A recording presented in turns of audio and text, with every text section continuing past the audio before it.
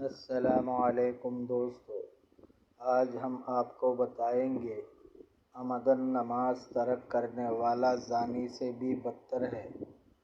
مروی ہے کہ بنی اسرائیل کی ایک عورت حضرت موسیٰ علیہ السلام کی خدمت میں آئی اور عرض کیا، اے نبی اللہ، میں نے بہت بڑا گناہ کیا ہے اور توبہ بھی کی ہے۔ اللہ تعالیٰ سے دعا مانگیے کہ وہ میرے گناہ کو بخش دے اور میری توبہ قبول فرما لے۔ حضرت موسیٰ علیہ السلام نے پوچھا، تو نے کون سا گناہ کیا ہے؟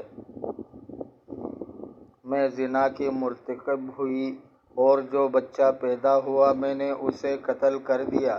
یہ سن کر موسیٰ علیہ السلام بولے، ایک بدبخت، نکل جا، کہیں تیری نحوست کی وجہ سے آسمان سے آگ نازل ہو کر ہمیں نہ جلا دے۔ چنانچہ وہ شکستہ دل ہو کر وہاں سے چل پڑی۔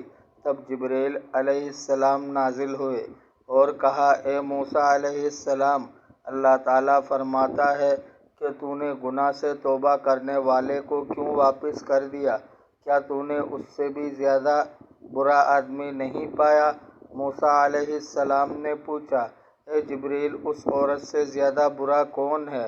جبریل علیہ السلام کو لے کہ اس سے برا وہ ہے جو بوجھ کر نماز چھوڑ دے۔ بعض صالحین سے مروی ہے، ایک آدمی نے اپنے مردہ بہن کو دفن کیا تو اس کی تیلی بھول آئی۔ چنانچہ وہ آدمی لوگوں کے چلے جانے کے بعد بہن کی قبر پر پہنچا اور اسے کودا تاکہ تیلی نکال لے۔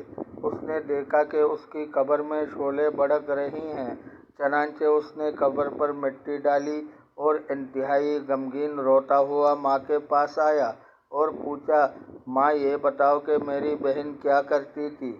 ماں نے پوچھا، تم کیوں پوچھ رہے ہو؟ وہ بولا، میں نے اپنی بہن کی قبر میں آگ کے شعلے بھڑکتے دیکھے ہیں۔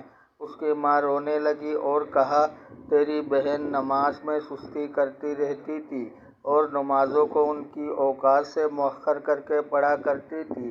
یہ تو اس کا حال ہے، نمازوں کو ان کی اوقات سے معذرت کر کے پڑھا کرتی تھی، اور ان لوگوں کا کیا حال ہے جو سرے سے نماز پڑھتے ہی نہیں۔